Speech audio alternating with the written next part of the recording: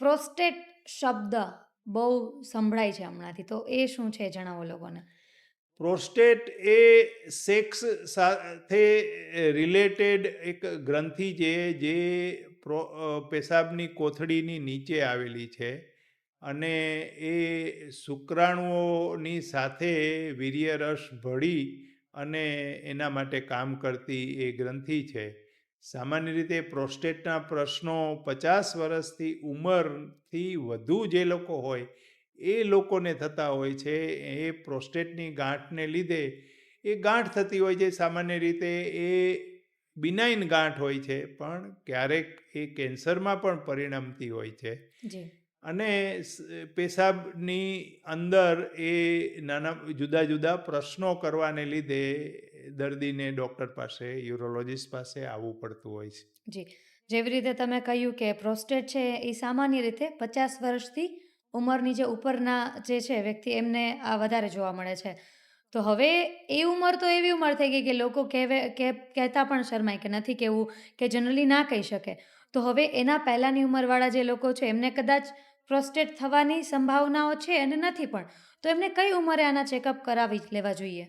એટલે આમ યંગ જનરેશનમાં પણ પ્રોસ્ટેટના પ્રશ્નો થાય, પણ એ અલગ વિષયના પ્રશ્નો થતા હોય છે. પ્રોસ્ટેટમાં ઇન્ફેક્શન થઈ શકે, પ્રોસ્ટેટ ઉપર સોજો આવી શકે, એ બધા યુઝ્યુઅલી 30-40 વર્ષના હોય ત્યારે થતા હોય છે. જી. પણ એ કંઈક એવી ફરિયાદ હોય તો એના માટે સારવારની જરૂર હોય છે. સામાન્ય રીતે પ્રોસ્ટેટના પ્રશ્નો જેને થાય એને આમ રૂટીનલી ચેકઅપ માટે આવવાનું હોય છે. જી.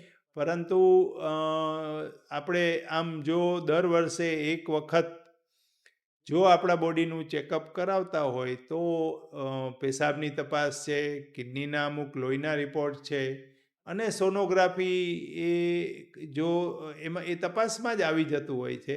તો એનાથી આપણને કિડનીના, પ્રોસ્ટેટના અને બીજા કંઈ પણ પ્રોબ્લેમ હોય તો એની ખબર પડતી હોય છે. એ જ્યારે શરીરમાં કંઈ પ્રશ્નો ન હોય એવા ત્યારે લોકોની વાત. આ તો ઉંમરની વાત કરીએ આપણે કે 50 વર્ષની ઉંમરના ઉપરને હોય એને આ બીમારી થાય. હવે બીમારી થઈ ગઈ છે તો પ્રોસ્ટેટના લક્ષણ શું છે?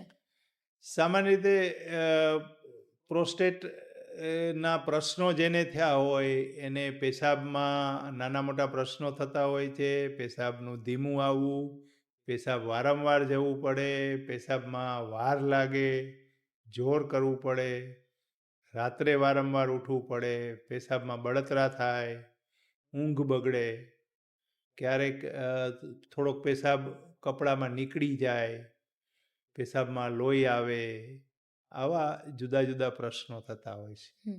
મૂત્રાશય દ્વારા જે પણ વસ્તુઓ થતી હોય છે, દુખાવો થવો કે હા, પછી મૂત્ર વિસર્જનમાં જે પણ એ લોકોને તકલીફો થતી હોય છે, બધું આમાં એ કન્સિડર બધી કરી જ શકાય.